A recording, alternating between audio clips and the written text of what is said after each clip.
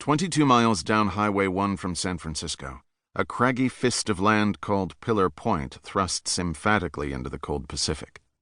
Friday, December 23, 1994, dawned fair over this stretch of coast.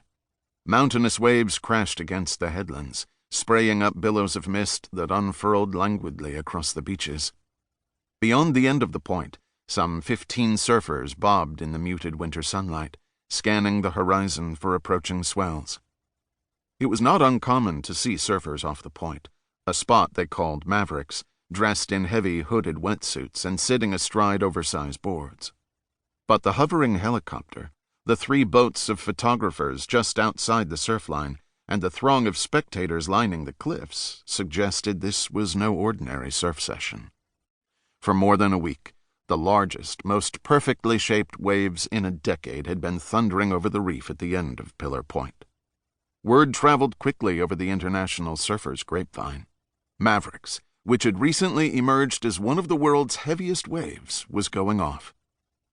Upon hearing the news, a trio of renowned big-wave surfers from the Hawaiian Islands, Brock Little, Ken Bradshaw, and Mark Foo, hurried to California to join the local crew in the surf. The names and faces of the 3 Hawaiians were familiar to most of the 5 million surfers on the planet. Who among them was top dog in the surf was a matter of lively debate, but there was no disagreement over who cut the highest profile out of the water.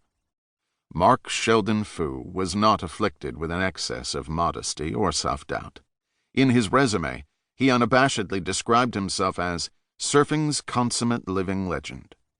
Detractors called him grandiose, and worse, but it didn't crimp Foo's style.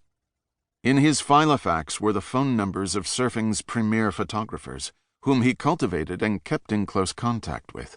His picture appeared in print with uncanny frequency, and he hosted a surfing show on cable television. Foo made no bones about his thirst for fame or his strategy for achieving it. Ride the world's biggest waves with singular audacity, and do it when the cameras were rolling.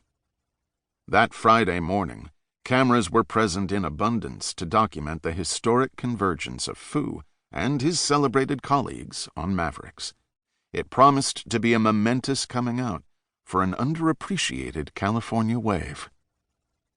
Despite its proximity to San Francisco and Santa Cruz, as recently as 1990, only a handful of locals had ever heard of Mavericks, and only one brave soul, a townie named Jeff Clark, had actually surfed it.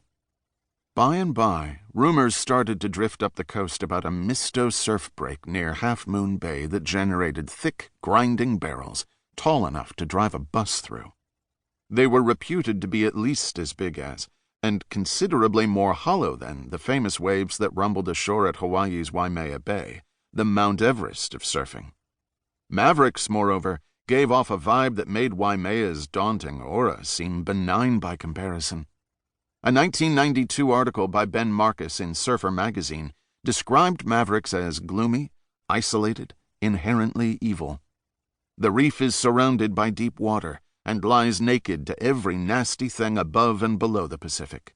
Aleutian swells, northwest winds, southeast storms, frigid currents, agro-elephant seals, and wilder things that snack on agro-elephant seals.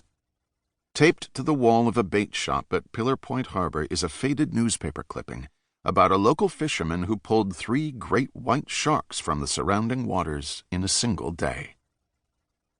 Initially, as luck would have it, the waves that Friday morning failed to live up to the inflated expectations of the visiting surfers and assembled media.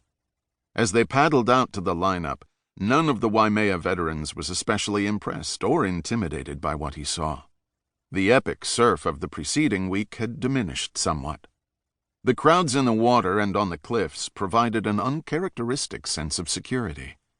It was a little anticlimactic, Bradshaw confirms. A few big sets came through, but nothing really huge. Everybody was just out there having fun.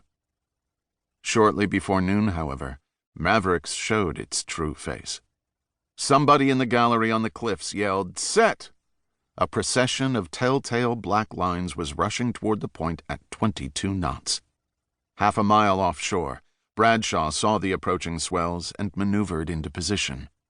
He let the first wave of the set roll under him, then started paddling in earnest for the next one. As the swell charged out of deep water and rushed over the reef, it humped up to the dimensions of a drive-in movie screen, seemed to pause for a beat to marshal its power, and began to topple forward. Digging hard down the surging face, Bradshaw noticed Foo, his friend, his longtime antagonist, several yards ahead and slightly to the right, scrambling for the same wave. According to the unwritten rules of surfing, the wave belonged to Bradshaw because he was deeper. That is, he was positioned closer to its peak, the part of the wave that would momentarily pitch shoreward and slam down. But I was maybe a little too deep, Bradshaw reflects, and I could see that Mark was already committed, so I decided to back out and let him have it. Pulling up abruptly, Bradshaw plunged his legs to either side of his board and jammed on the brakes. The wave bucked to full height and then slid out from under him. Perched for a moment on the tottering, feathering crest, he caught a glimpse of Foo stroking powerfully down the face, ready to leap to his feet, in perfect position to make the wave. The motor drives of more than a dozen cameras, all trained at Foo, began to grind. It was the last time Bradshaw would see Foo alive.